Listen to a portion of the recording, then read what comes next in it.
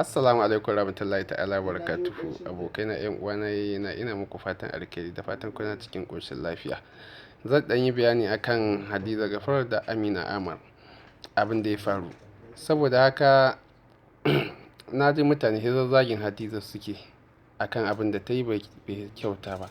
To amma idan za ku lura, saboda shi ɗan adam tara ne bai cika goma ba ko ba haka ba, kuma dan ta yi kuskure kowa bai huce ya kuskure ba ko ba haka ba. Ya kamata kun kawo mutum uzuri, amma za a ƙazar zaginta, masu zaginta suna zaginta, masu cewa ta wuce ta bar ƙasa suna faɗi.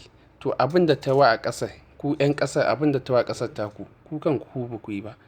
To kun gani, saboda haka tana taimakon marayu, tana taimakon marasa lafiya, tana taimakon marasa ƙarfi ko ba haka ba.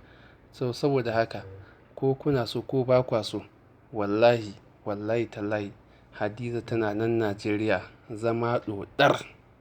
Hadiza ɗoɗar a Najeriya insha Allahu.